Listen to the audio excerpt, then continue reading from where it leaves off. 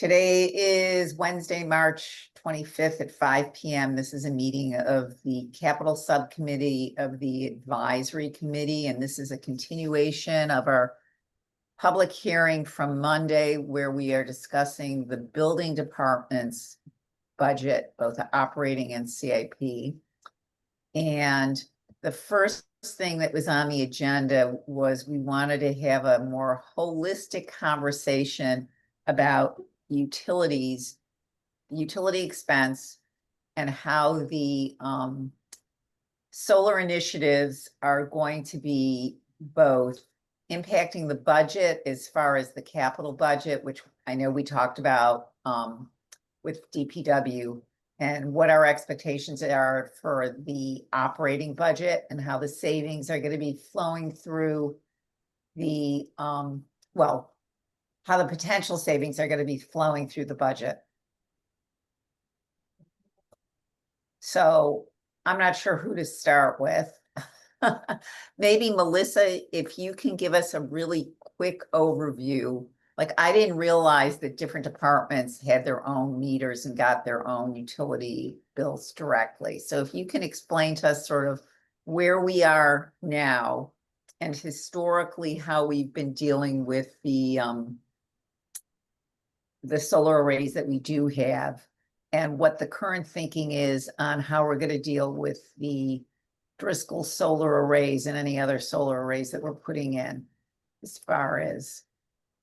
Sure. So I would say that the town has a long history of energy investment through the CIP and as part of building projects in general.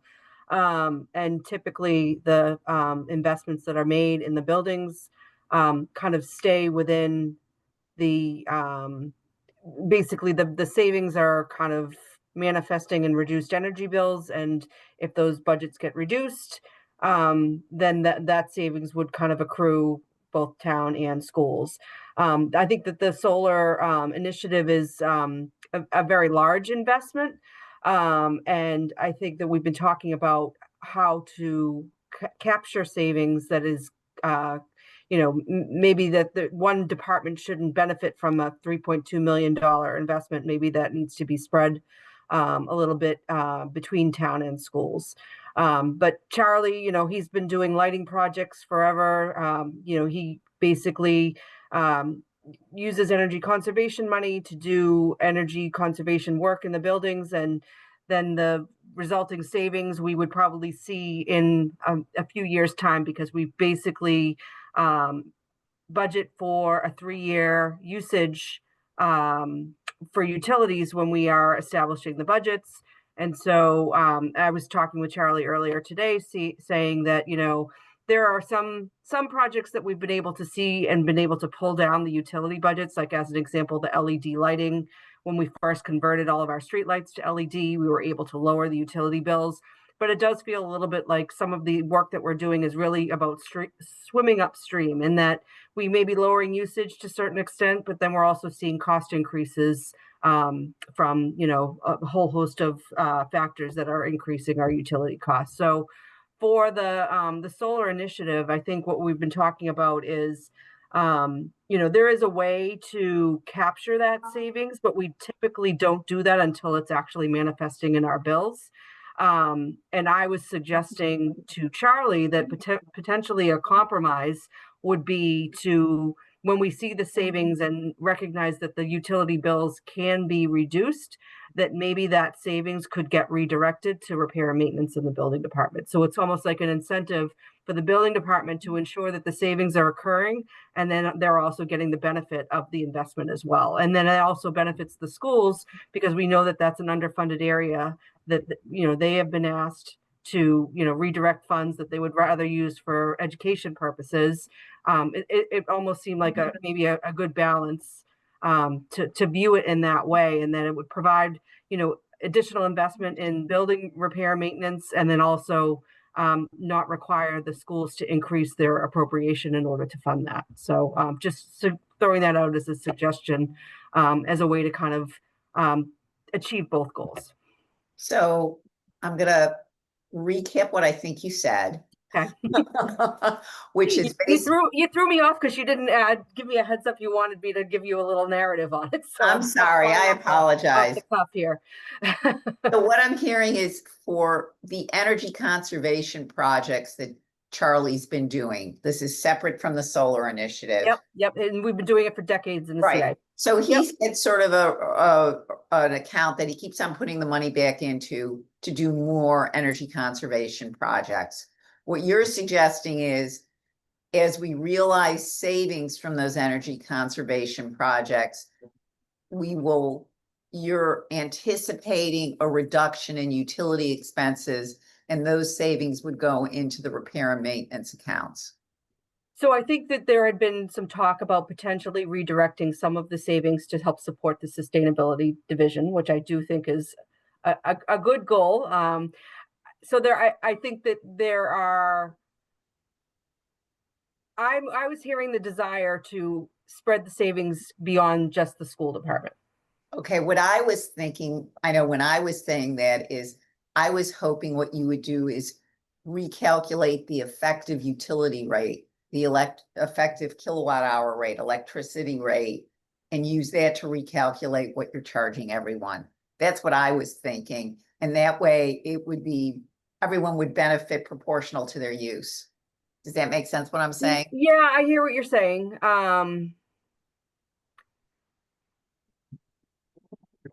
It's just something to think about. Yeah, I think it is an interesting concept. I mean, I think that we try and basically budget based on what we're seeing we have kind of two different estimates. The supplier costs, which we typically have been kind of locked into fixed supply contracts, and then we have an estimate for the delivery charges. Right. And so, the combination of those two is the per kilowatt hour that we budget for. And then we have our usage, which we then, typically have used a 3-year average. And then we're collaborating with Charlie when we know that there's building projects that might be having a change in usage and kind of putting those estimates into the budget as well. So I think what you're trying to do is anticipate savings coming from these projects that then would affect those projections, right? Right. And now I think what I'm hearing you saying is, you're going to know if if as a result of an effort, you're consuming less. So typically the reduced consumption would manifest itself in the budget in that 3-year average of utility consumption. Depending on how fast utility rates go up. Or the consumption drops, yeah. Yeah, okay. Carlos. Thank you, Carol. Take my 2 cents here. I think there's a difference between energy conservation and energy production. Solar panels are really production. LED and all other things is energy conservation. So I see Carlos, you aren't coming in very well. Is it still? No, terrible. No, sorry. 1 second. How about now? That's better. Okay. Did you say or Ooh, got bad again. Sorry about that, Carlos. okay. What I heard is, pardon? It's not working well. What I heard you say is you were underlining the distinction between energy conservation and energy production. And they don't necessarily need to be treated the same way. Correct. And what I'm saying is that the energy conservation is trying to work to the building. I'm sorry, Carlos, we cannot make out what you're saying. You can try closed caption, Carol, see if that helps. Closed Does caption. does this work better or not? Oh, Yes. much better. Okay.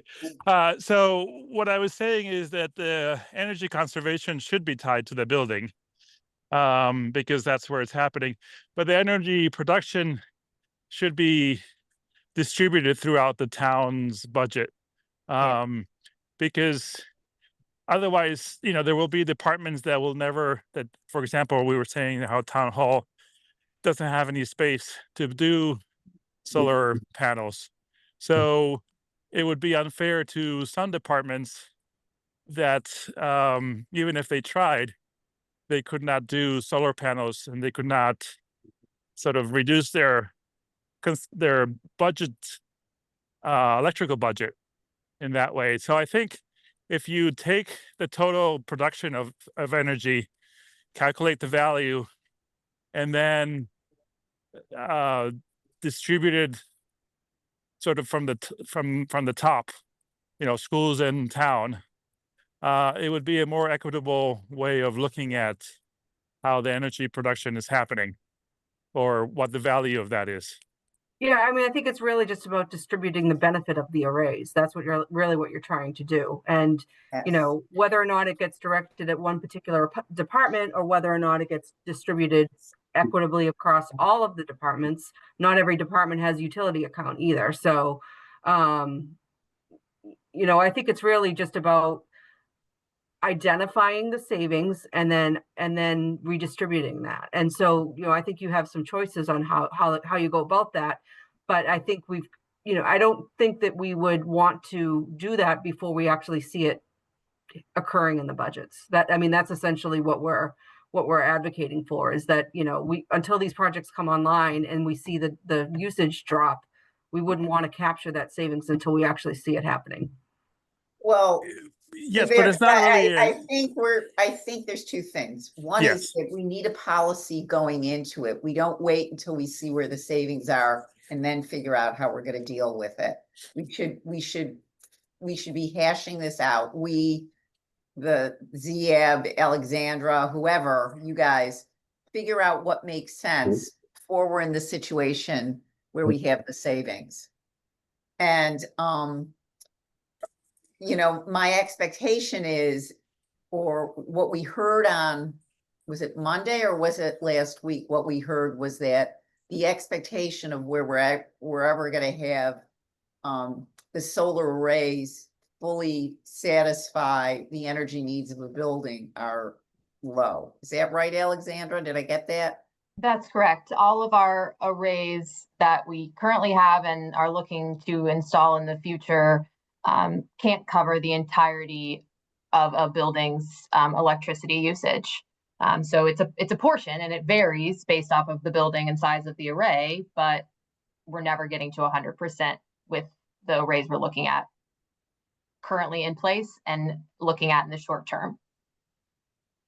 And Carol, I would just add that since, the roof surface area, for example, of the schools, it's probably larger than that of the town. But the budget or the monies used to pay for all these arrays is coming from the sort of the capital budget. I think that's why we need to do the policy that you're talking about, so that regardless of where the energy is produced, the whole town benefits from that production of solar energy, electricity. And that's why I was suggesting that perhaps a good compromise would be that, to the extent that there are reduced utility costs on the school side, that those savings would be redirected to the repair and maintenance. Yes, but how would you calculate, like, between one year or another? What the first year, yes, you can calculate between the previous year, which didn't have the solar array, but at one point, how do you calculate what the savings are versus not savings? So, but it's just something to think about. And I think I agree with Carol that it should be a policy that is clearly decided and then, modified it as necessary. Are there examples of other communities that we could look at? Because I think that would be helpful for us if this is a model that you are, where is this model coming from? Are there other communities that kind of distribute savings from these kinds of projects to other municipal budgets in this way? I think it would be helpful to talk to the managers in those departments to understand how it was established. Alexandra, you want? Thank you. Yeah, I just wanted to clarify one point, that obviously we have this strategic solar initiative that's in this year's FY27 CIP. And those will be funding arrays that are going on rooftops on town and schools. But just a note that the Driscoll project budget is what paid for the Driscoll array. And the Pierce School project budget is likely the source that we're looking at to pay for the Pierce School array. And then just to add one more layer of complexity, we also have power purchase agreements on both schools and towns where no investment was made by any entity here, but savings are being returned. So I'm not offering you solutions. I'm just telling you it's a little bit more complicated than just the town, CIP 3.2 has invested in these solars, especially what we already have in place and for any future school projects. I'm gonna push back on that because all of the debt service comes out of the town budget. None of it comes out of the school budget. Well, So, that's not technically true because it comes off Really? the top. It basically is it's coming off the top before we allocate town and school. So both town and school are bearing that expense. okay, all right. But anyways, I think it doesn't change from Carlos's perspective and my perspective, the desire of having, we have the ability to generate electricity to offset our electricity costs. We still need to have a robust conversation that we aren't going to have here in this meeting about how to deal with it, or a placeholder. And where are our current solar arrays in Budget Central? Those don't jump out at me as to where we see those revenues. So the net metering agreements are offsetting the bills for which the buildings that they exist are basically. I think Charlie might be able to tell you where specifically the PPAs are pointing to what bills he's using to capture that. So they aren't broken out in Budget Central is what you're telling me. We don't see. No. I think, for next year, since we are going to have such a quantity of solar arrays, it would be useful somewhere within the budget, or the budget report, to have something that highlights what's going on with those things.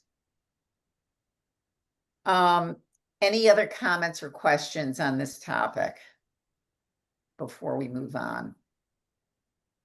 The only other thing that I had related to this was there was a question of how are we assessing and evaluating the solar panel performance?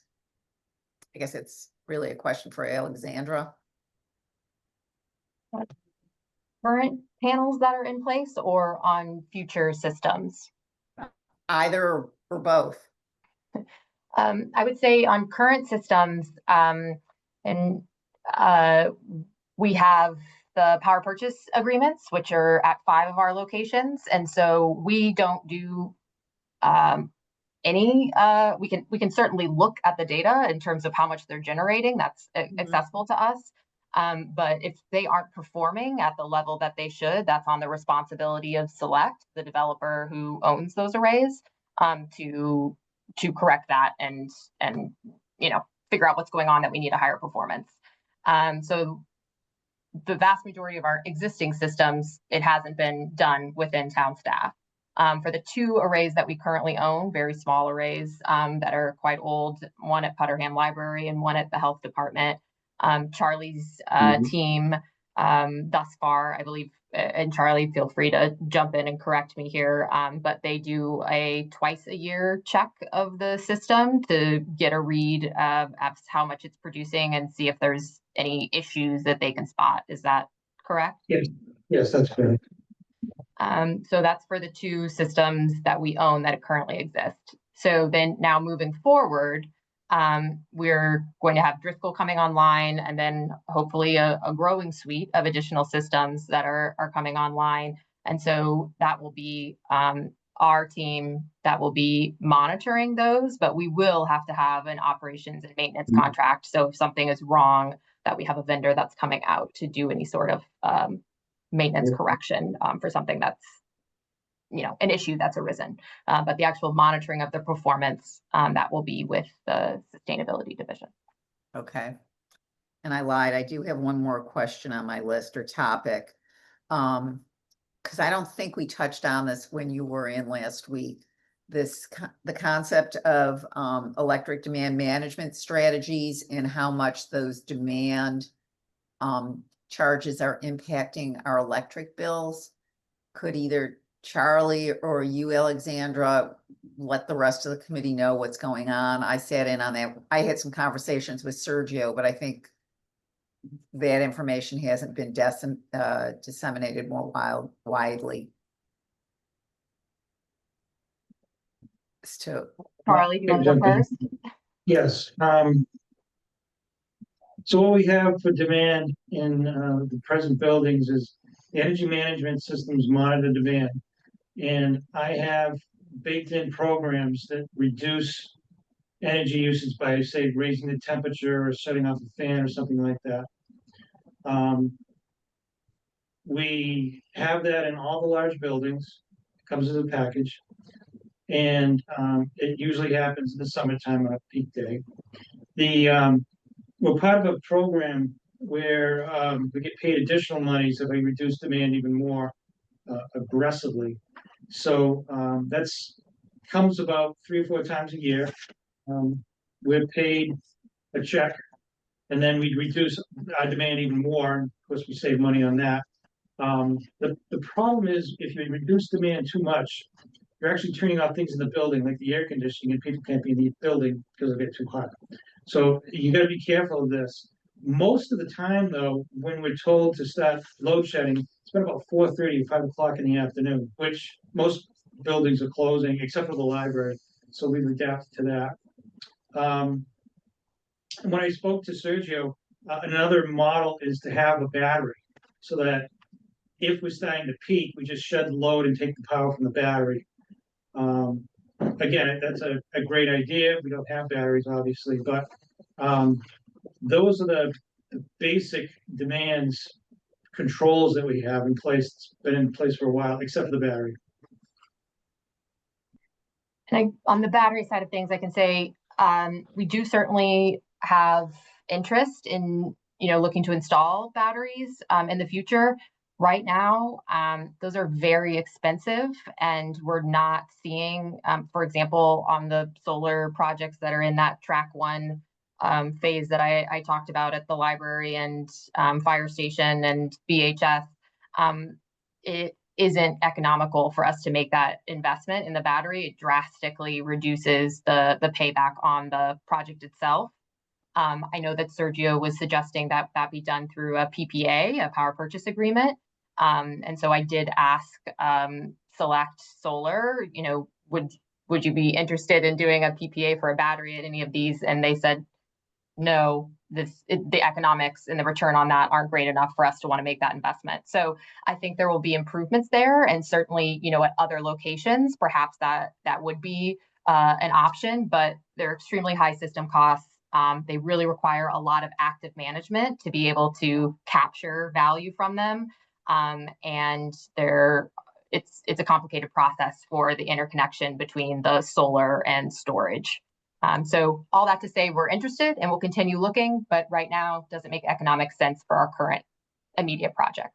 okay. 'Cause the Carol, impression, if I could just interject a minute too, because at the state level, the governor and some of her people are working on a fast track permitting system at the higher level, which would then come down to the local level. But I think it has to be adopted by each local level. I've been in touch with Kara Bruton on this and whether we will or won't do it. It begins like July 1st and ends in October.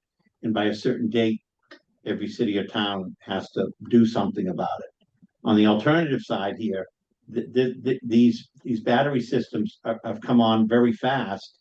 And I can tell you the fire department does not like them. Whether that means anything or hampers anything, I don't know. But they've got some issues with them, and those. If you have any meetings with the fire department, you want to raise that issue with them, you could. But they're just if they catch fire, they just burn forever, more so than these cars that they get here and there. But and most of the jurisdiction is under the fire department and the wiring inspector on these installations. And however the town chooses to implement anything. And the last thing is they're typically very big, and we don't always have that much space on our sites to I think they're probably 4 times the size of a generator in any given, it depends on size, but you want one that would, work. So those are some factors. These are things that are happening right now at the state level on some fast track permitting that would then, I believe, trickle down to either the fire department level and then possibly the building department. We'd be involved if it was located outside a building with respect to setbacks, or if they had to build a structure for it, we'd get involved in that permitting part of it as well.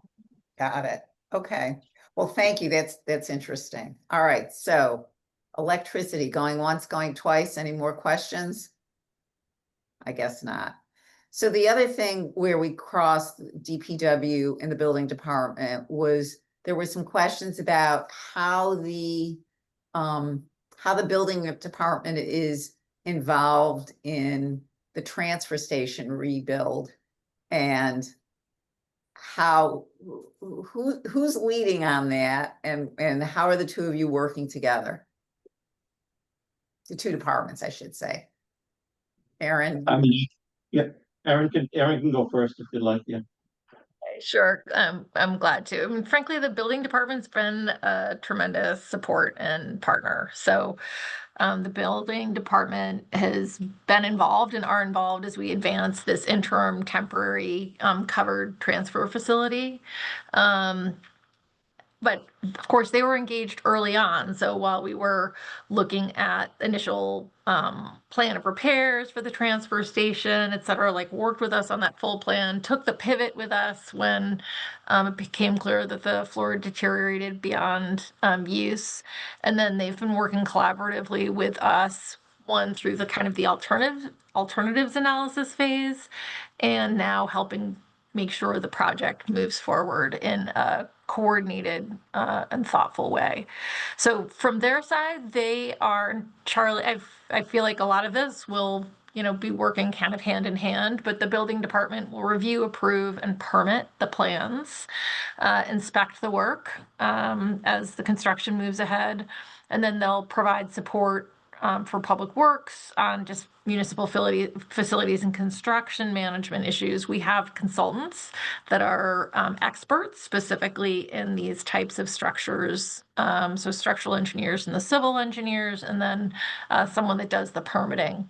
And this is our team, and they frequently work together on transfer station type facilities. So they do the permitting through DEP.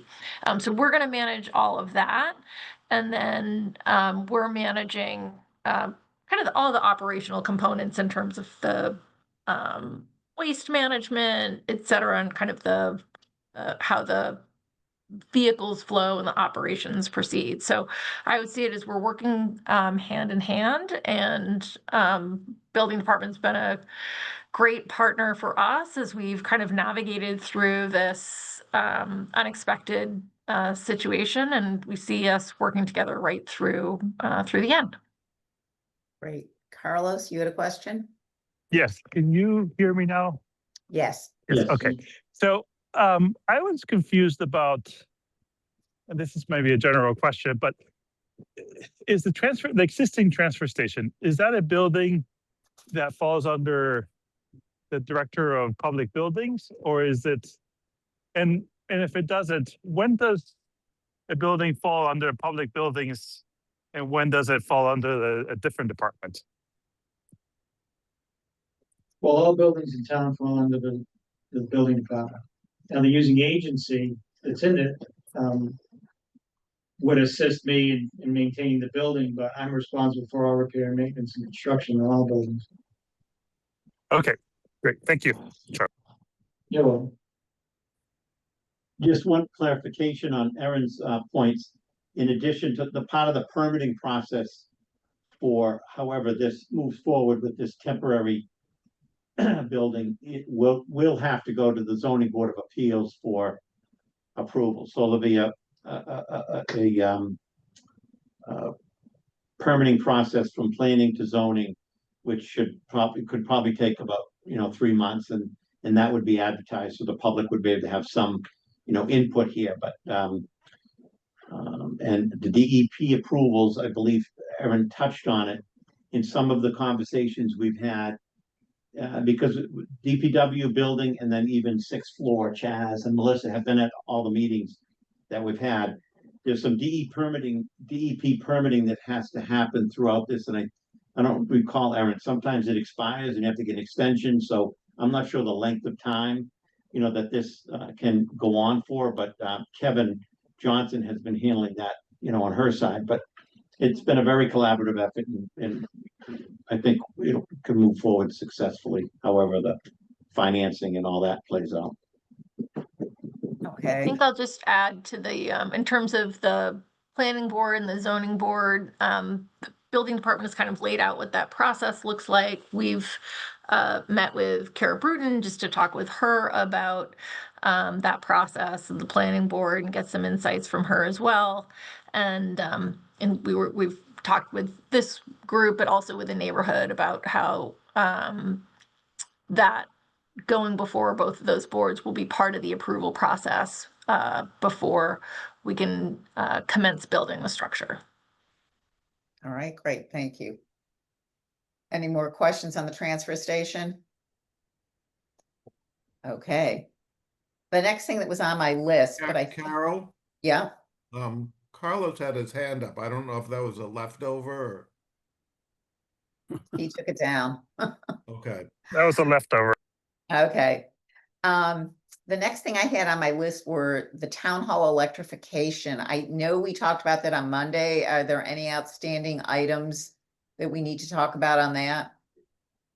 It's in the CIP. Okay, I'm gonna cross that off the list then. So the next two things deal with the schools, and I'll let Mariah talk about, pick which one we do first. There's the mini CIP, and then there's the operating budget for the school buildings that we have to have a discussion of both things about. Why don't we start if you want with the motion that the school committee made last week, or that the finance subcommittee recommended last week. Okay, I can pull it up on my screen I will so that you all can see it. co-host. Thank you. And this is why, Melissa, I'm gonna rely on you to help us after Mariah presents this, help us set the table for where we were, where we started last year and where we ended up last year.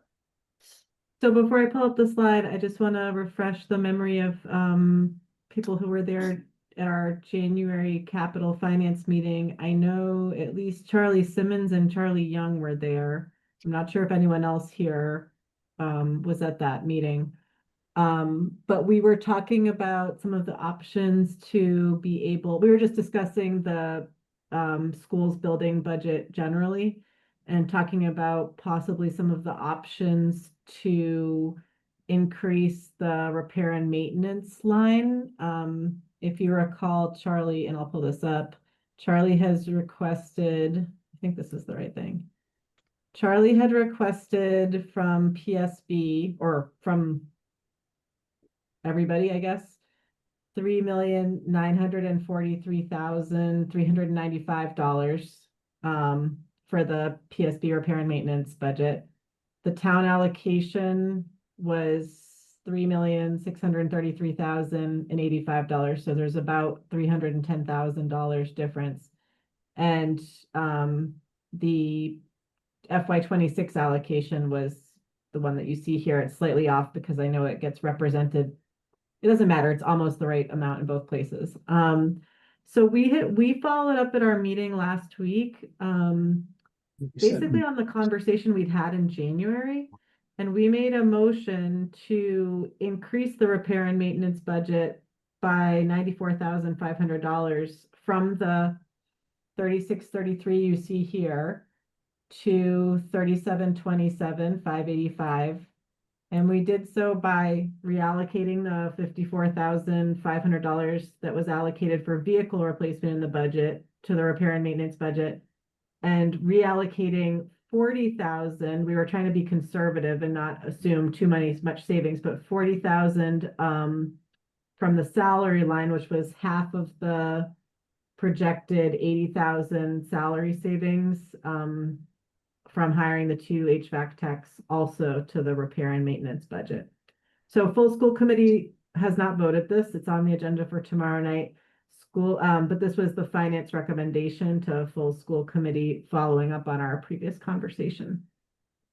Okay, and Melissa, am I correct in remembering that last year we went into the budget at 3.9 million for repairs and maintenance, and then the schools asked us to reduce it by $400,000? Slightly less than that, but that was one of the measures that they took to balance their budget in fiscal 26, was to make a reduction to repair and maintenance. Okay, and then Charlie's request for this coming fiscal year 27, this 3.943 million, was really restoring last year's cut plus a little growth. Is that right? Mariah, would you mind taking this down? No, I don't mind.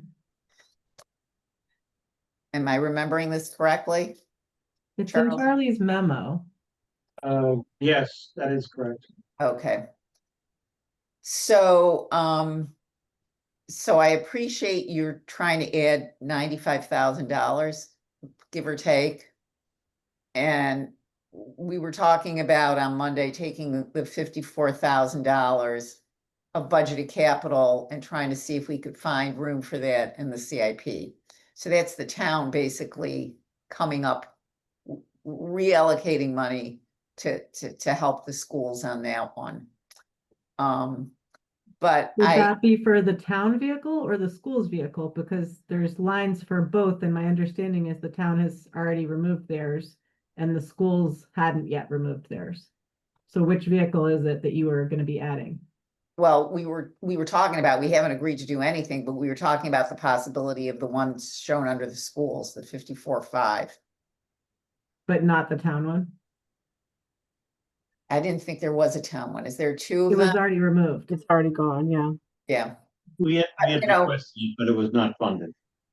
it was requested. So, so that's a possibility that we put it in the town side, not the school. But we aren't going to know what we're doing with the CIP till later in the month when we find out what we really have left over in some accounts. So there is a concern, and you've heard me say it before, but I'll say it again, especially since Superintendent Wong is is joined us, and welcome. There's a lot of concern that the town is invested. We're approaching $750 million in new school buildings, and that we aren't adequately funding the repair and maintenance and upkeep and potentially utilities of these new assets. And I have no solutions for the schools. Wouldn't begin to think that I have a solution for how the schools should come up with more money. All I know is that I feel that we are violating our fiduciary responsibility to the taxpayers by not properly funding the repair and maintenance line items. I don't disagree. And so, and I think this committee is, I'll say one more thing and then it'll be Pam's turn. I think this committee is really motivated to find a way to increase the amount of money for maintenance of these school buildings. Pam? Agreed. I would like to just say to Charlie, how much more even than the 3.9 million do we really need to maintain our buildings at a good level? because we've invested so much money in the buildings. And it's just unconscionable, as far as I'm concerned, not to keep them up. And I think the schools have neglected to choose to do that, and they've made other choices. That's not okay with me. And I would like our group to come in with a different understanding that they can't duck it. And it's gonna go forward in future years when Pierce comes on. It's gonna cost way more to operate than we don't have so much in the budget now to operate it at all. We don't even have the building. But when it comes online, it's gonna cost way more to operate it. And I've heard complaints about the new high school build, the 9th grade, that it's not being maintained.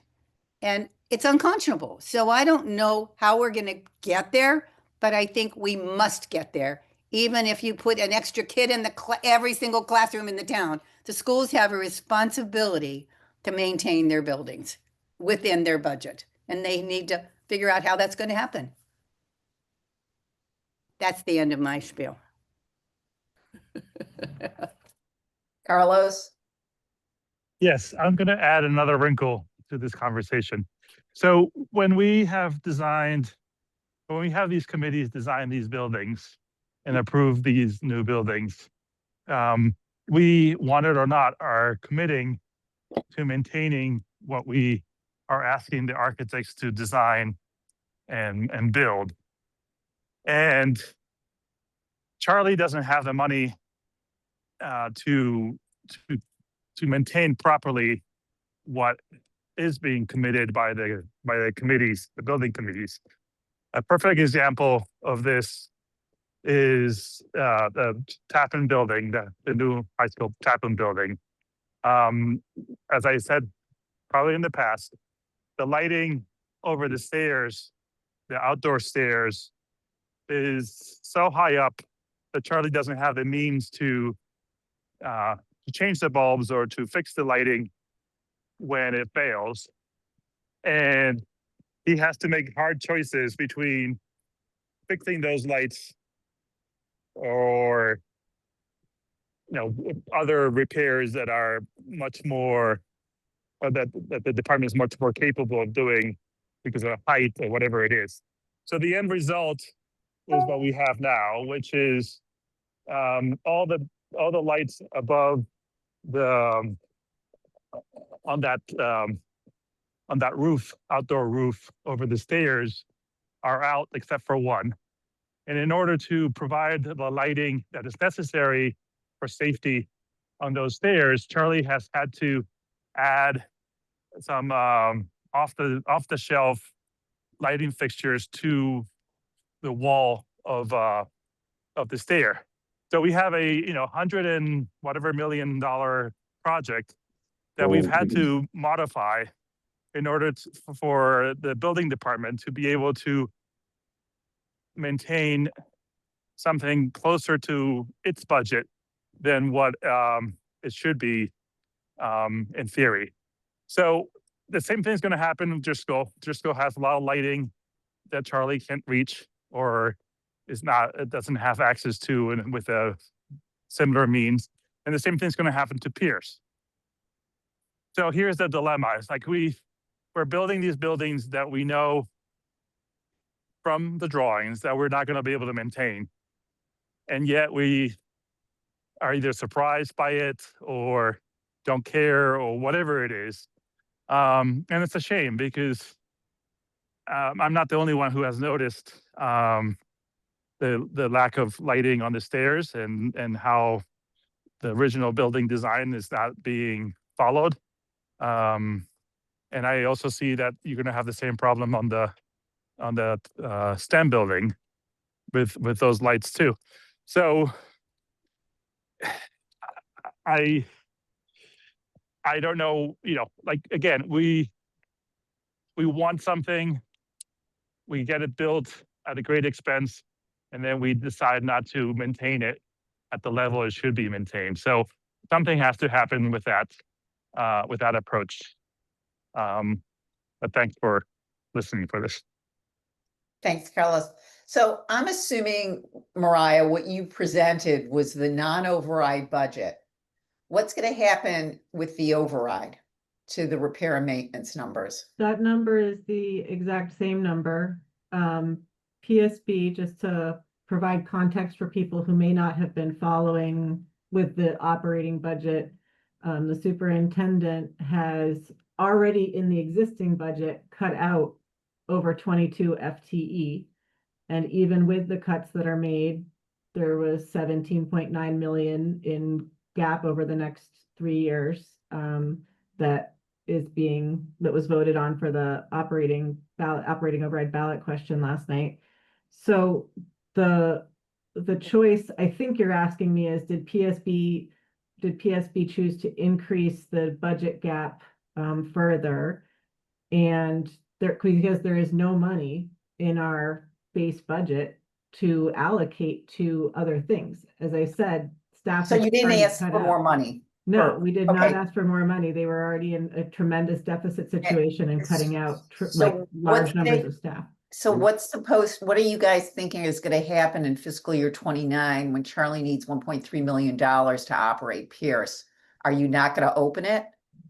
Are you I'm gonna? not sure why you're I guess, Carol, I'm gonna ask for a little bit of a redo on the Okay, what's gonna happen in fiscal year 29? Charlie's asked for $1.3 million, and what I'm hearing is that there was no additional funds asked for in that. I received a memo secondhand, which I think went to the superintendent possibly. I'm not sure how I got that memo, but there was a memo sent about the Pierce, maybe it just went to ERSC about those costs. It copied Chaz and. Yeah, I think that went to ERSC. It didn't go to school committee directly. And I'm not sure if school committee has seen that. So on behalf of school committee, I can't say that we were able to, that was not provided to school committee to comment on. At the time of the Pierce debt exclusion, though, I do remember we had long conversations that we agreed with about how to build in the costs at the time, and it was said, oh, it's out of the scope because it was out of the 3-year window of 2023. And this time, it just did not come up. And again, it wasn't even presented to school committee. So I'm not sure that we would have a I could just comment on it. interject. It went to the superintendent and it went to the deputy superintendent, Susan Gibbons. Yeah, I'm just saying I didn't receive it, so I can't respond to Carol's question, and I don't know that it went to. I don't know, Bella, if you have more that you want to comment on it, but school committee didn't receive it directly. I asked questions about it. I didn't quite understand. I understand that the estimate's been made. I did ask, I guess, I think I might have talked to you about it or Susan, and the thought was, well, and I talked to Helen Trelupski. And what I heard was that we should be looking at how the Driscoll utilities play out, and then we may have a better understanding of what the projection might be for Pierce. I wasn't here for for the development of the building project for Pierce, but I did receive it, and I just wondered about, I don't know, I wondered about how we should plan for that or not, or to understand that. And so that I was told that we should wait to see how the utilities at Driscoll play out. But I also I do have a lot of experience with working with facilities, and I appreciate the importance of maintaining facilities, and you have to make sure you do it over time. And the downside of deferred maintenance. And honestly, coming to district in July, there were a lot of fiscal challenges. And so I promise to focus on capital. But I just had to choose one area to look at first. But it's a big ask what's on the plate now for that select board has put on the ballot for the community to think about and consider, and I appreciate that. I heard, wasn't there more that we could tighten up to save money to reallocate to capital? The district level offices are really understaffed. So we are doing our best to allocate any funding that is related to direct service to the students. Any further reduction to the budget right now will impact direct service to students. I don't know if you've heard the presentations, but our non-salary expenses are at 12.5%.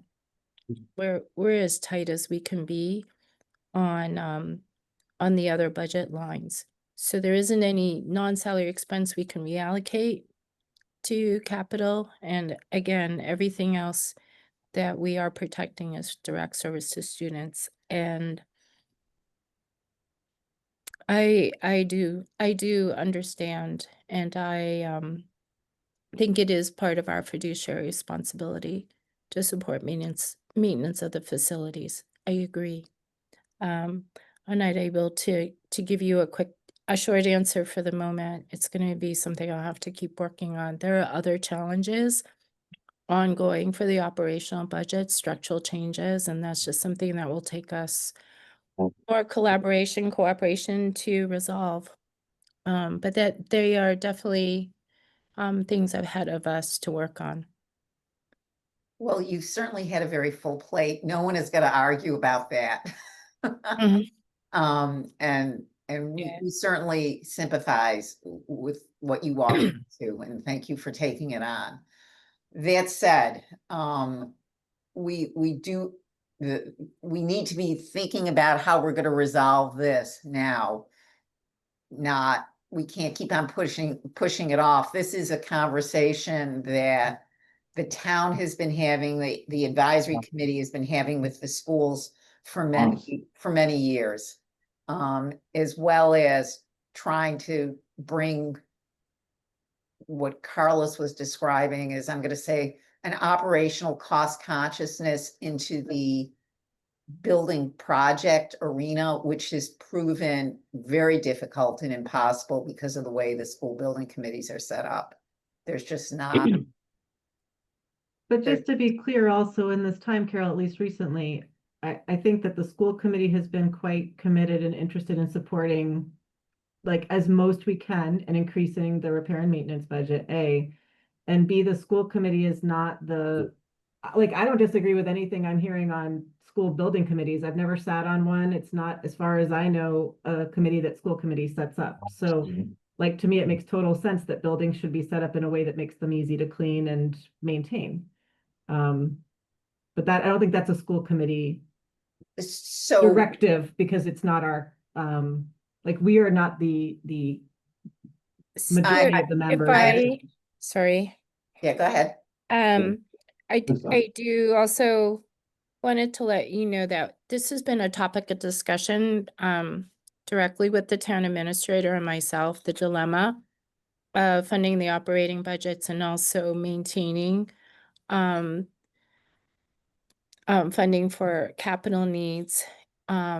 So when we were thinking about structuring the override, we did consider if we could tighten up enough to be able to ask for more, to maybe to have some allocation for CIP as well. But the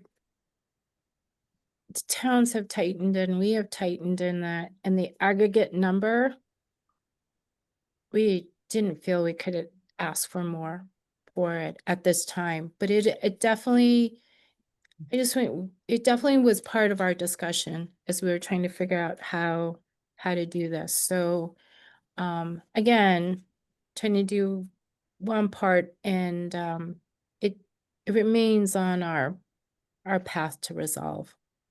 So we obviously don't expect this meeting to be changing the override discussion. It was just Just so you know, but we thought about it.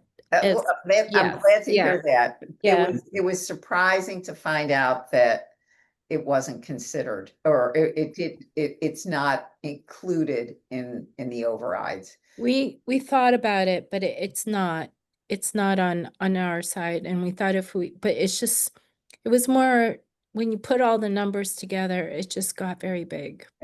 So one thing that Mhm. this committee has been asking of the schools for the last few years is to think about how much space you really need to be occupying, and can you tighten up your use of space? You know, we were skeptical of the expansion into the Baldwin School. You know, we've suggested some other alternative ways of dealing with administrative office space. You know, we're very concerned about the BEEP leases, which we've been carrying for many years in the CIP, and this committee, as you'll hear soon, are not big fans of carrying those lease payments in the CIP. We're concerned when we hear that there's empty classrooms in the new Driscoll, and that you know, whether or not, you know, the schools in an ideal world would be saying, this is our target facility expense. We want our facility expenses to be running at X%, you know, or X amount per student. And what do we have to do to get it to that? Carol, can I ask a favor? Yeah. I know that there's a lot of topics that Capital in general likes to talk about, but I think tonight the CIP was the specific notice thing for PSB. I'm like the topic on this is PSB mini CIP update on FY24 projects and how to carry over. I'm wondering if like we can get through that particularly, just because I have a hard stop at 6:30 that I need to go home for. Okay. Yeah. All So, right. and I How know about that, for example, beep Fine. leases is on the agenda for next week anyway. That's and- right. Right. I was just wanted to give Dr. Bellawon the background. Carlos, I'm gathering you put your hand down, so you'll hold your question for later. Yes. Because Okay. I want to make sure that the CIP, that we close the loop on that tonight, because I'm Fine. hoping to be able to give an update to school committee tomorrow. That is all fair. So I will share Thank my you. screen, even though everyone has this. I think this is it.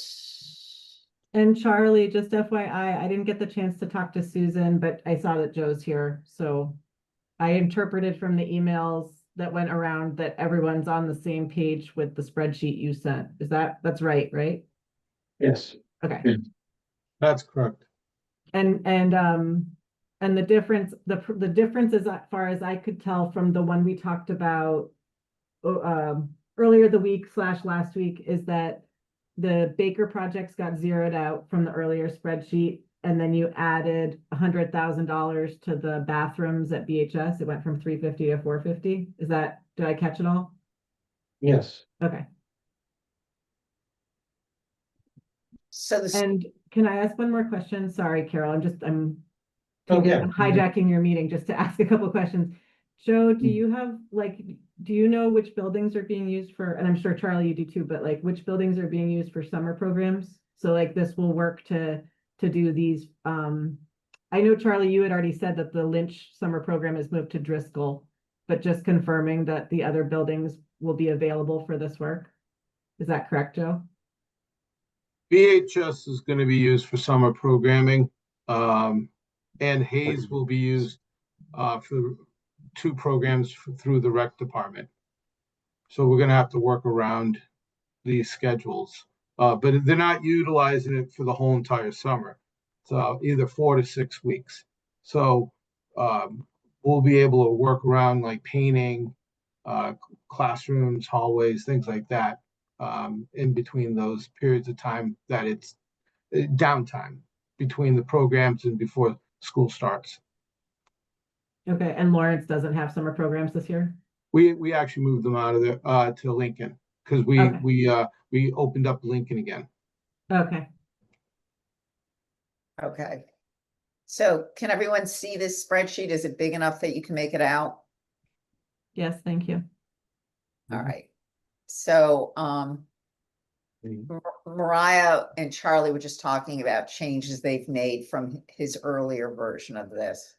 So just to make sure everyone on the committee is clear, the fiscal year 27 CIP allocation for school rehab, the mini CIP, quote unquote, is $500,000.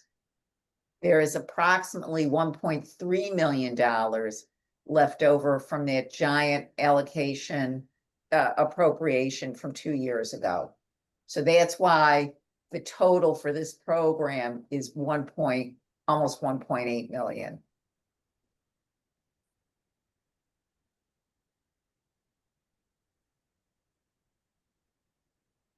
So what Charlie has done has clarified, and I know Mariah understands now, and I'm assuming Joe agrees, what the definition of deferred maintenance is that these funds are used for. And it's listed down here: flooring, painting, shades, ceilings, and bathroom fixtures. The bathroom refreshes rather than a full renovation.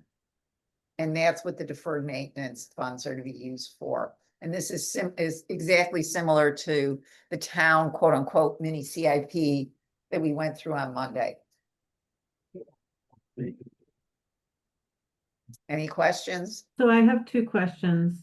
One is the Lynch one. It looks like it's just a little bit more clarified about the kitchen. If this is just a refresh of a kitchenette. That's what, now it says kitchenette instead of classroom. So that's just a refresh of I presume, like the cabinets and the sink and whatever. Is that right, Charlie? Exactly. It's a kitchenette used by the teachers upstairs, and not major renovations. They'd like to have some of the cabinets replaced, but put in a new faucet and sink, a little bit of painting, nothing major. And then BHS 4, it says renovate auto space for engineering program, but it sounds like, based on what Carol says, everyone agrees it's not a renovation. It's just really like painting and cleaning up. Is that correct? It's a refresh as opposed to a renovation.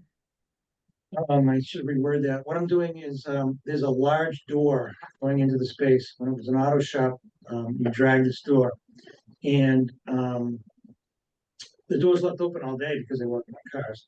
So in order for it to be used as a classroom space right now, they close the door, but there's a man door that you walk through, you actually step up. It's just not practical. So I'd be installing a doorway so they can get into the space properly instead of using that large door. So the large door is going to stay there, but you're installing a doorway through it? Essentially, yeah.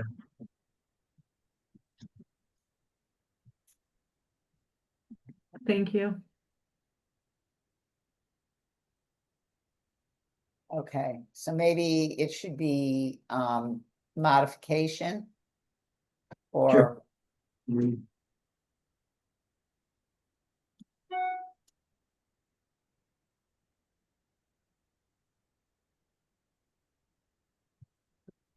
any questions from the committee? I have a couple. I think I have one too. Okay.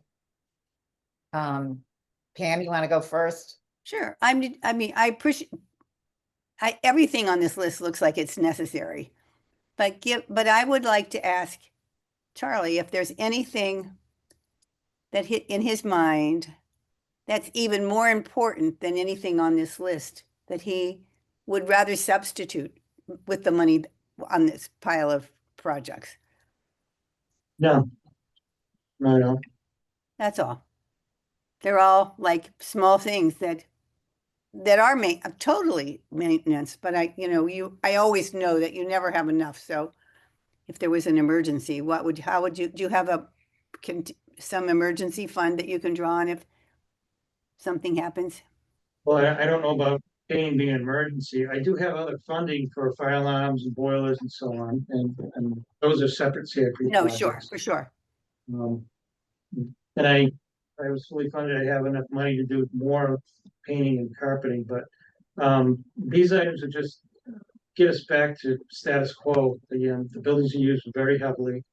I don't know if anybody's had a chance to see the the new Lincoln or the Runkle. It came out well, and I think that people inside were very happy. And I want to just continue that kind of work.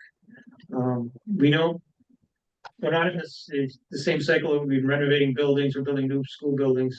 And I think we're gonna not do a number of buildings for a number of years, so this is a great use of funds. Thank you. Carlos? Yes, so my questions are, Charlie, when projects like, for example, the auditorium rejuvenation and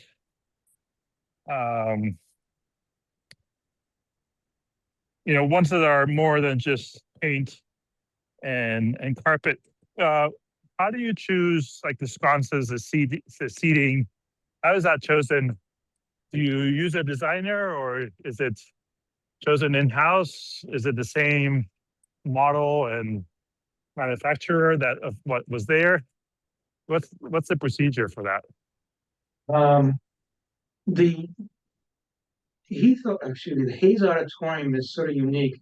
The floor goes down as an angle, and the seats, I believe, are custom made for that angle. So you can't necessarily buy seats because if they do have that style, it's like stepping down.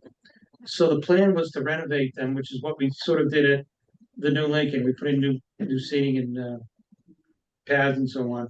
So it'll be the same frame, painted and cleaned up. It would just be the colors. The colors I've worked with the school department on. In the past, I've worked with Helen Charlewski on that. And who are Same you thing with- working? Who are you working with that colors this year? I'm still working on that. We had so many changes going on. Most likely the principal. Do you need someone to be like a color consultant? Wouldn't hurt. Okay, well, I mean, it Yeah, wouldn't hurt, but it's not needed either, right? It's not needed, but I'm terrible with colors, and I take all the opinions I can get. Okay, Well, the reason why I say it is because, again, these, even if it's Runkle or other, buildings that have been around for a while, there is they all have been designed at one point. And Hayes is a perfect example of, like a mid-century modern design. And I think it would be advisable to continue the look and feel of the building and not modify it randomly, because then once you start doing that, the whole building starts to feel less put together. I know that people like the way that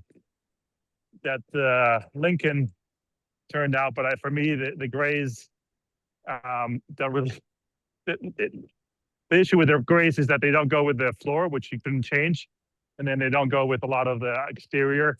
So it's hard, when you go in there, to make sure that it just does work with the architecture that the building was meant for. So, but I'm glad that in this case you're just refurbishing the seating and all that, because it would be very different if it had a different kind of seating. The same thing with the sconces. I think, if you can source as similar as possible to what's there, then the design intent of the building is maintained and not randomly changed over. So No, I agree with you. I think it's a unique design, and I have no plans to make it a modern auditorium. But it's dark. It hasn't had any real work done it since I've been here. There had been a plan many, many years ago where someone was going to donate some money and do some work, but it never happened. So this will, clean the stage, clean the brick on the walls, as you mentioned, the lights and the seating. I think it'll come out pretty good. yeah, and the Runkle gym is a perfect example of how the upgraded lights really made the gym come alive. People are super happy. As I said the other day, now they can see the hoop better. So I heard the scores of the basketball games are much better now. Here we go. All right. Pam, you have another question? I did really quick. I heard you, Charlie, and say that that you guys like to do some of those choices by committee. You don't like to choose the colors, whatever. I mean, Carlos, maybe it would take you only a few minutes to comment on what they picked, since you're an architect and you have a real interest in making sure that it's maintained. And if you feel like there's something better in the colorways, probably wouldn't take you more than 5 minutes to give an answer. So I'm just going to nominate you to be the the czar of maintaining the theme that the building was made to be. Thanks, Pam. I'm sure that there's a process that this has to go through, but yes. No, but I mean, I don't know that it'd be, because they would make the decision. But if they are looking for opinions, they could call on you for an opinion. All right, anyone else? Oh, Mariah? I just have one more question, I think. The question is on the bathroom refreshes and what those bathroom refreshes will be like in terms of gender inclusivity. I can't remember right now. I know the town just passed a resolution or bylaw around this in the past year. Am I remembering right, Charlie? I don't know about that. Okay. And I think PSB has a policy too. I just don't know, which I couldn't find like quickly, but I'm just wondering how, like, whether bathrooms, what the intersection is between refreshing a bathroom and making it gender inclusive. So it depends if the bathroom is a single stall bathroom or if it's a multiple stall bathroom. If it's a single stall bathroom, it is gender inclusive by default. If it's a multiple stall bathroom and it's a boys' bathroom, then you would have to do a much bigger renovation, since you would have to change all the urinals to toilets and make sure that ADA compliance and everything works around there. So I think the last time we talked about it, at least in this committee, it was mentioned that a refresh was same layout, same type of the fixture, new, possibly new tile, new paint, new ceilings, but same layout and fixtures. And that's why we had, I think in the past or in the last meeting, the title of the item was gender inclusive. And that was what the sticking point was, that it was not really a renovation, it was a redesign. Well, we had a whole separate gender inclusive request that wasn't funded. It wasn't in the deferred maintenance at all. But what I don't know, and I guess I'll look at between today and tomorrow just to be sure, because I'm sure this is going to come up at school committee, and I want to make sure there's a clear answer on what is being done to the bathrooms and how it complies with PSB policy or town policy. Well, you also have to comply with the plumbing code. Mm-hmm. And to change those to gender inclusive, more likely than not, would not comply with the plumbing code. And we can consult with the plumbing inspector as well if we need to. Well, Okay. to answer your question, I plan on, it's replacing any kind work. I don't have any plans to modify it and turn it into a true gender neutral bathroom. I had a conversation with Susan yesterday about a policy, and she said she wasn't aware of the policy. And what I could share with her is that I get a lot of requests from principals for a lot of things. And other than a request about a year ago at the high school, I haven't gotten any more requests for modification of bathrooms to turn them into gender neutral. Most of the bathrooms, as Carlos mentioned, was a unisex bathroom, and just as a sign. Mm-hmm. The only one I really modified was the top floor bathroom in Newbury, where we had to remove the door to the outside hallway. We took new petitions that go essentially floor to ceiling, like a door. And there are no urinals in it.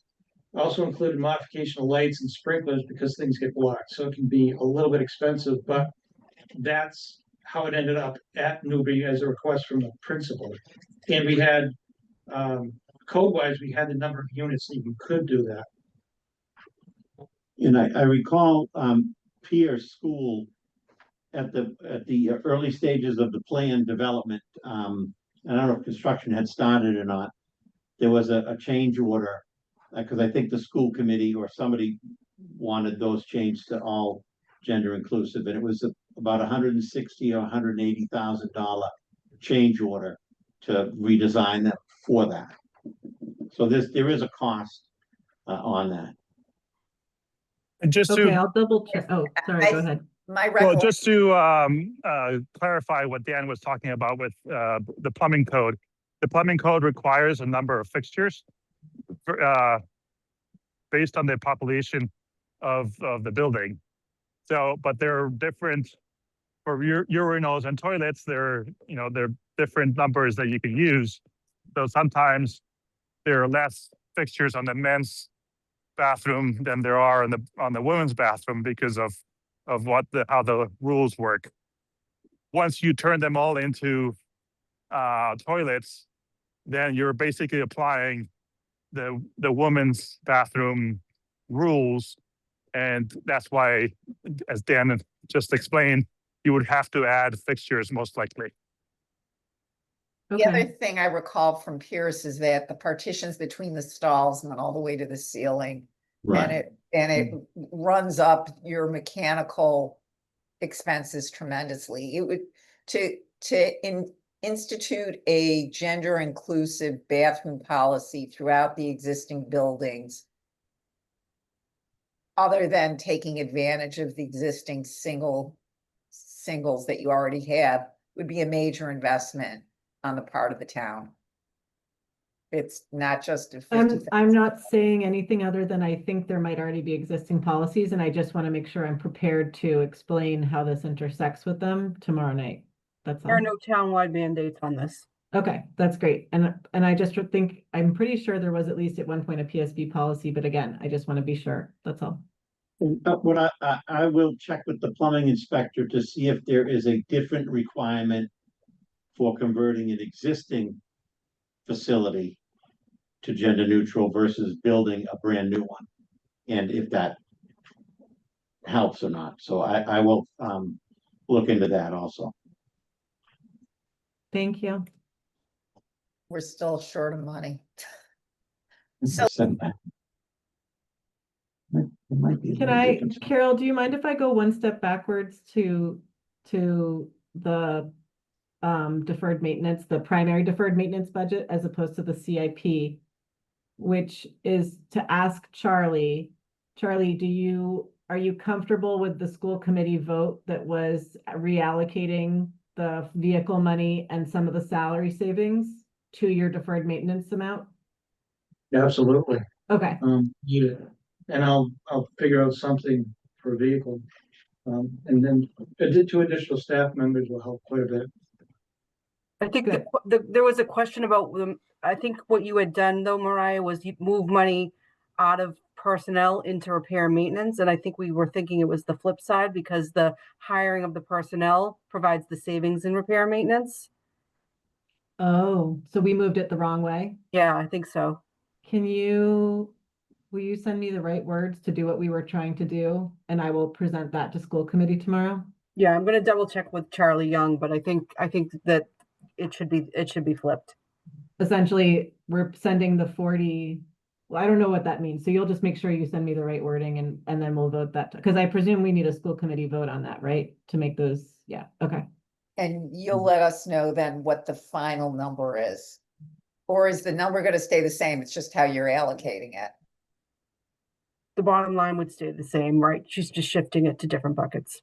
So it's 3,633,085. No, it's the 37, right? 37. Okay. But again, we'll confirm you'll let us tomorrow, know. like okay, make sure the school committee votes the right thing that Melissa tells us to So vote. what it's telling me, if it's 3.7, is that you were short the override would have needed an additional 300,000 to come up to Charlie's ask after you did. Yes. Charlie, it was 310,000 between the town allocation and Charlie's request. And we tried to get some of that by reallocating. So we tried to get to, I mean, we were trying to do the best we could and we got to a third of that essentially. But again, only reallocating in the budget. And then the utility expense for the schools did you just take what Charlie gave? Yes, there was a whole back and forth about it. We talked about, there's a whole bunch of pending things we've talked about actions to take, which I'm really unclear right now where staff have landed on that. But more importantly, we all agreed, I think, that there was no savings to be taken in the immediate term until any of these operational practices were tested and savings were proven to result. And so at least for 27, we were taking I think it was going from 3.6 million to 4 million, like a 10% increase. And that was not, that was just accepted and moved on. And then there was no changes to, Charlie gave us, both Charlies together, or maybe it was just, Charlie Simmons gave us the detail of the staffing allocation and the roles. And so the school committee reviewed that as well. So and I think that covers between personnel, utilities, and the services budget. I don't think I'm missing anything. Those are the big three, right? Of your budget, Charlie, for us? Well, the capital, but we already talked about the capital. Yeah, yes. right, exactly. Yes, I guess I'm saying not on the operating budget side anyway.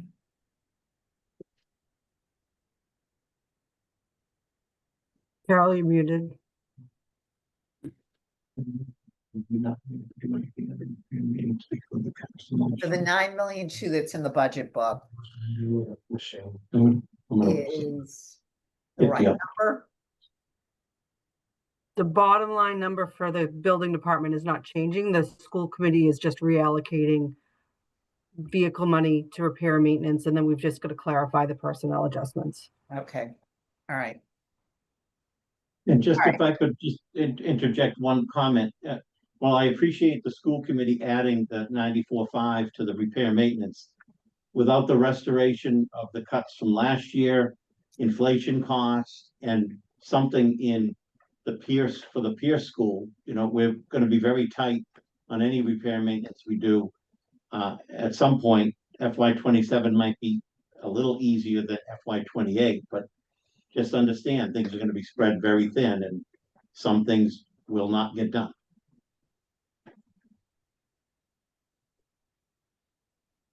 I think, so this is for the committee now. I think this committee should be making a statement and get the advisory about the absence of the 400,000 or 310, whatever the number is, to make Charlie whole in the override. I find that really problematic. Because again, that's, how do we say to people that we just spent $750 million on new schools, but we can't come up with an extra, but 310,000 is a step too far.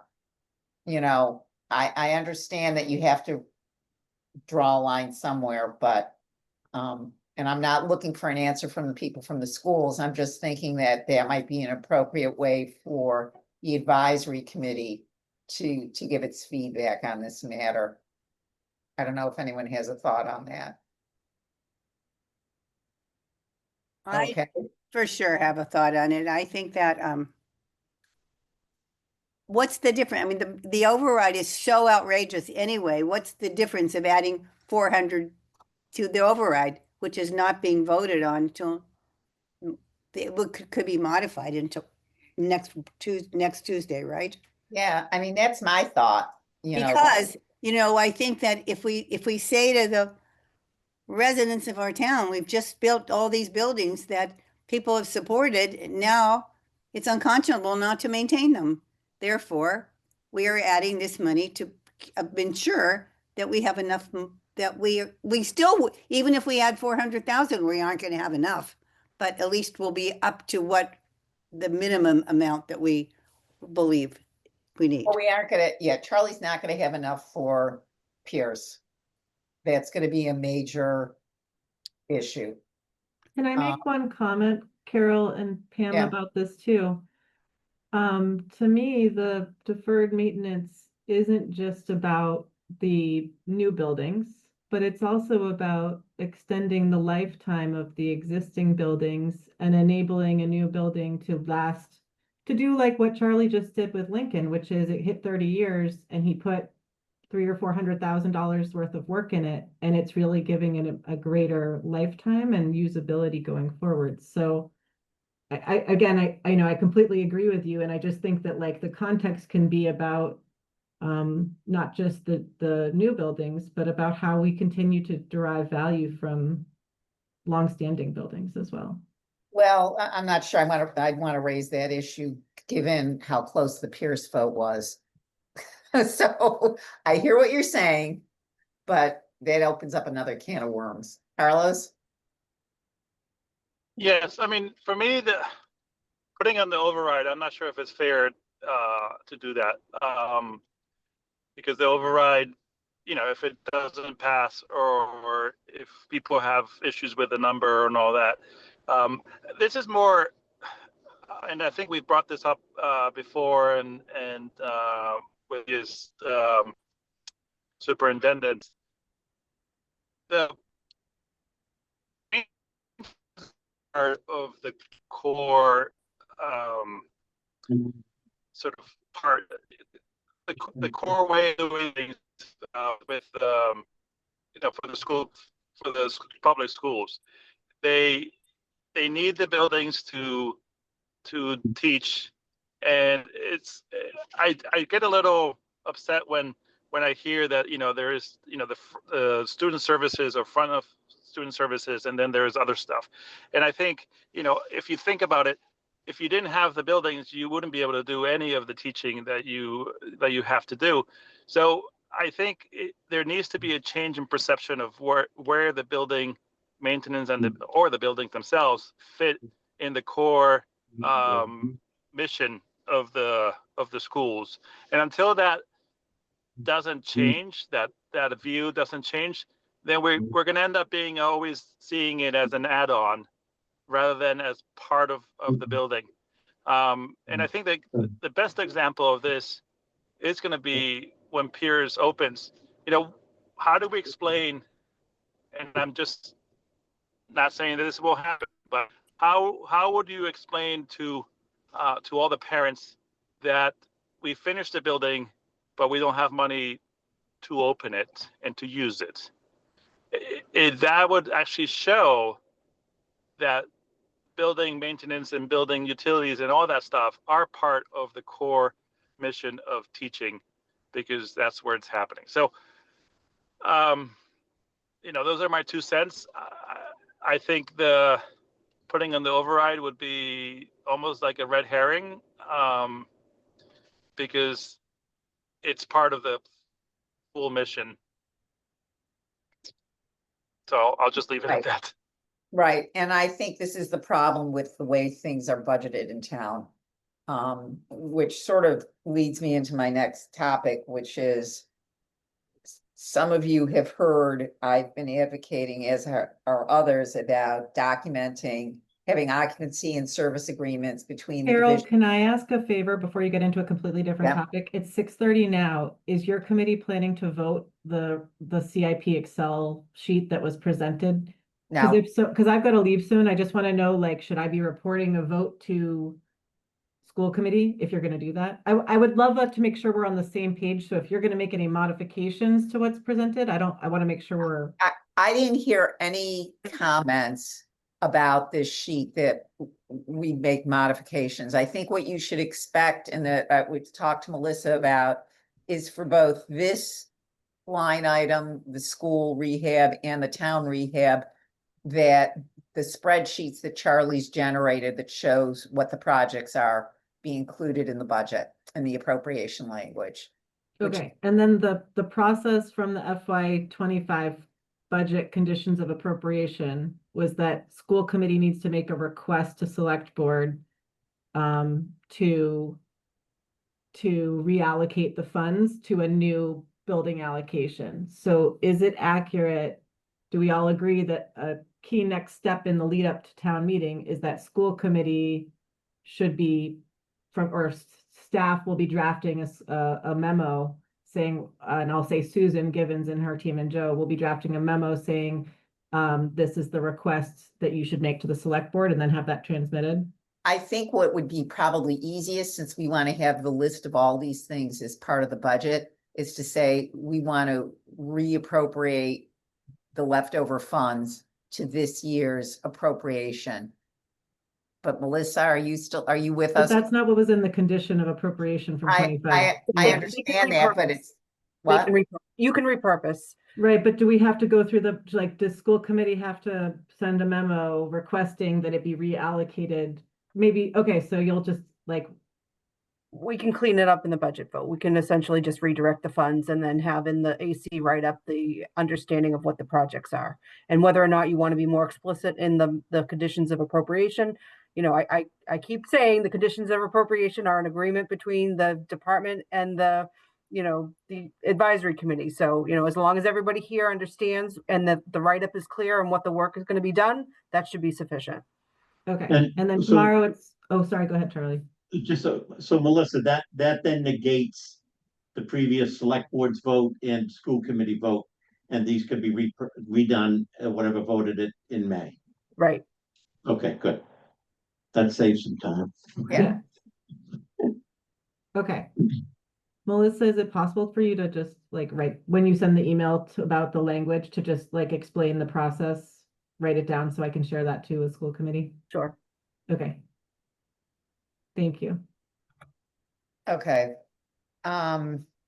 So I think the next thing and the last thing was, I'm going to step away if you're done with PSB. Is that okay, Carol? we're done. I was just going to talk about those occupancy and service agreements that you know about. Okay. Well, if you're almost done, I'll listen to that little bit for a minute. Okay. Thank you. So, I guess, so let me back up. For those of you that have not been living inside my head for the last year and a half where I've been thinking about this, and taking sort of best practices from the institutional world that I came from, the healthcare world, there should be occupancy and service agreements between the Division of Public Buildings, which is the owner of these properties, and all the various departments and space users that outline what the building department's responsibilities are for each property, what the tenants the users can be looking to the Public Buildings Division providing as far as services, and making clear where the responsibilities for developing the budgets lie. So even though the school committee has spent all this time going through the line items of the repair and maintenance budget, I personally think that's inappropriate.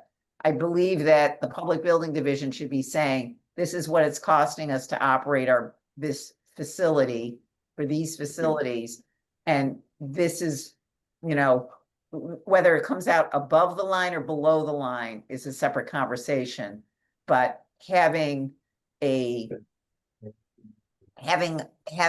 Charlie Simmons and the building division be the people that figure out what the budget is, and everyone else is told, this is how much it's going to cost you to use this amount of space. And that would be a clearer process going forward. So that's what I've been thinking about. I've mentioned it to Charlie. I don't know if he has any comments on that at this point in time. It would help with rentals, because I can come up with a school base schedule, because everybody knows the schedules of schools. What the variable is how the buildings are used at night and weekends, which can cause increases in utilities, maintenance, repairs. And I know the schools collect monies from certain groups, and there's different rates, but if we could just have an understanding of what it costs me, because I'm ultimately paying the bills, so that if you want to make a decision to have a person or a group in, you need to ask for X amount of money to cover your costs, but also to put towards my costs because of that. That's all. Yeah, and I noticed somewhere in the budget book, there is a town rental revolving fund. Does either Melissa or Charlie know anything about that? I'm assuming those were non-school buildings. But it had like, It's a specific list of buildings voted by town meeting that Charlie manages. And he collects the rent and he used the money from the rentals to repair the buildings. so that's Correct. already, so there's already a process in place for Charlie to manage rentals of buildings, is what you're telling me? A specific list that was voted on by town meeting. Could you send us that list? I've never seen it before. Charlie probably has it. Okay. Yeah, I can send you this. And it looks like Um, it looks like you get a couple $100,000 a year. There's a cap on spending, just like there is with the rec revolving fund. So he has to spend within the cap. I see, but we've never seen a budget for that fund Correct. because, For decades, the cap has been only what town meeting has been voting on. I'm confused.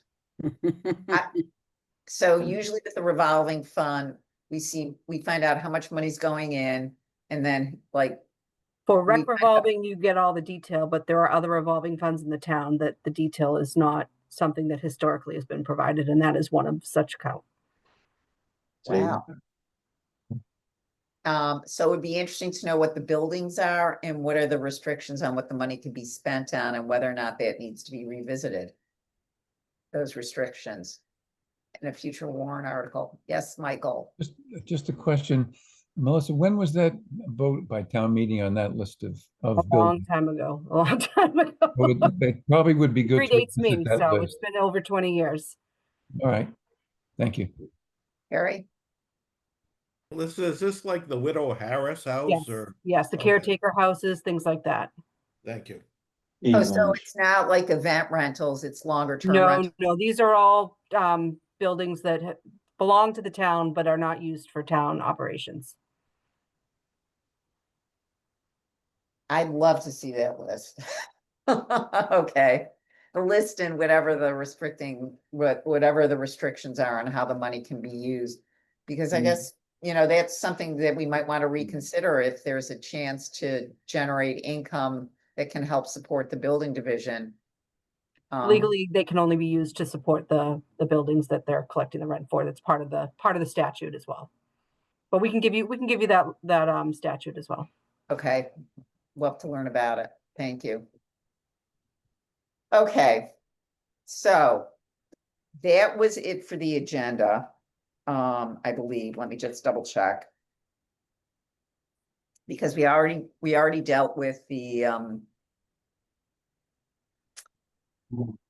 town mini CIP.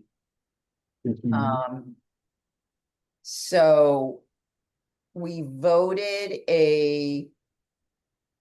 did vote an operating budget for the building department on Monday, but it sounds like there might be, I'm confused now as to whether or not we voted the building school R&M portion. The bottom line isn't changing, so I think your vote still holds. Okay. And then the question is, what do we want to do about the $400,000 shortfall? Do you mean the 310,000? That's what I just want to make sure I know what you meant. Okay. 310,000. The money that was reduced last year and not put back. Thank you. I have one idea. Let's That hear it. is to do nothing now, but to expect the superintendent to resolve it by in the next year's budget. And to figure out and for us to say that we have a mandate to budget, I mean, not that we can make them do it, but to really expect them to really focus on maintaining the buildings and have Charlie give another update about what we really need. And for them not to, I mean, I appreciate that we want to keep it student focused, but as Carlos says, they can't, if they they have to be in a safe and clean and acceptable building. So I think we can expect it next year and probably too late to do it this year. Harry? I agree with Pam in that I think it's too late to do much this year. I think increasing the size of the of an override that may very well likely fail to begin with, the superintendent and the school committee are going to have much bigger problems than $310,000 for maintenance. So I sort of say we kick the can down the road. We see the results of the override. We see where the schools are, but this committee has basically said to the school side, this is something we consider to be important, and we will be on top of this again next year. Yeah, I think my only comment is last year when the conversations were happening, it was represented then that it was going to be a 1-year thing. It wasn't like a permanent cut to create the new base. And it was, which was one of the reasons I thought Chaz held back on the Lawrence School playground. It was like, fine, if you want to take that money away from repair and maintenance, then we're going to hold up on doing the playground. And I know that's morphed over time, but I find it really disappointing that the schools did what my impression was explicitly what they weren't going to do, create a new base. So I think the discussion around the Lincoln School playground was related to the money that we put in the contingency fund, which was $970,000 that we were envisioning using for a special education stabilization fund. It wasn't related to the building repair and maintenance. Okay. I think, Carol, there's also been, of course, the issue that's nobody's fault. We're dealing with different school people every single year. Superintendent Wong was not here last year. This was not her promise.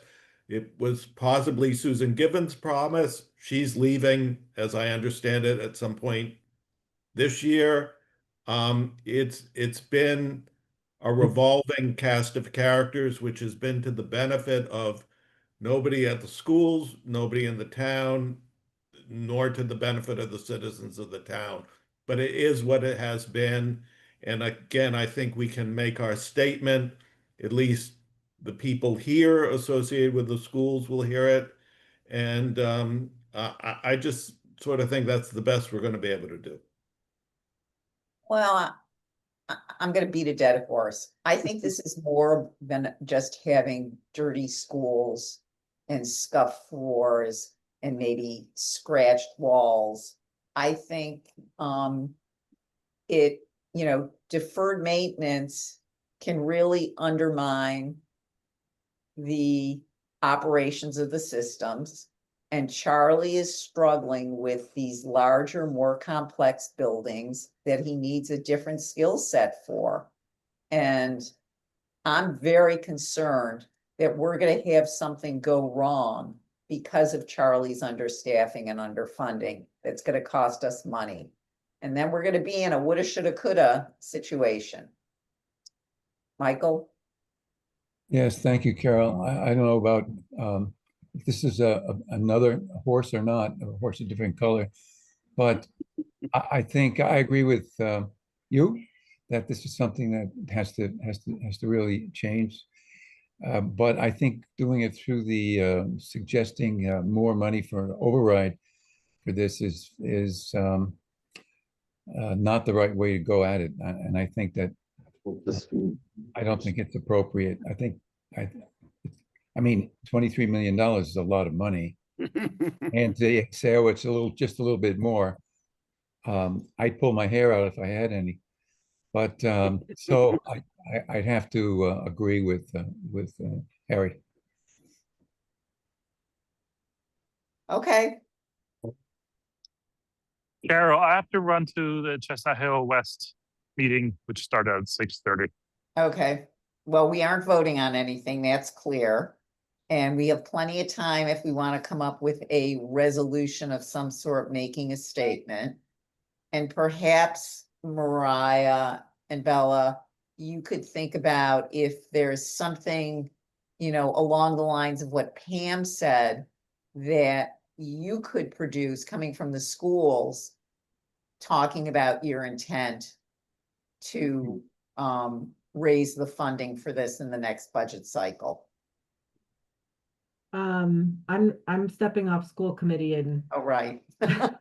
4 weeks, 5 weeks. So, to Harry's point about people coming and going. So I think I probably would defer to Bella and her team, including Joe, to talk about and how that would carry over the coming years.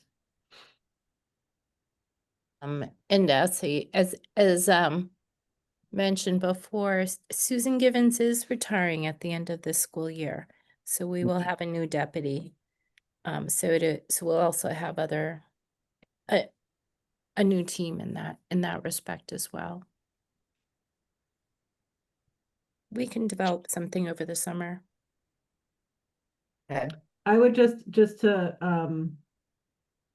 put this also in the broader context of, at our last meeting, we had a large conversation about all the different things going on in facilities that we need to, and it was more on the rental and leasing side, but I think that there's a lot here to tackle, and this can go into this priority list that even though I'm stepping off, I want to make sure that we have some continuity. And so it was important to get some of the historical issues on the table and really get it in a list of things for people coming in and on to have right at their fingertips.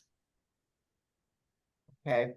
So next week, I believe it's on April 6th. We're scheduled to talk about the classroom capacity leases and what we can do about that. And I know you've been having other discussions about BEEP and BEEP losing money. So I know you're really welcoming the idea of putting those into your operating budget.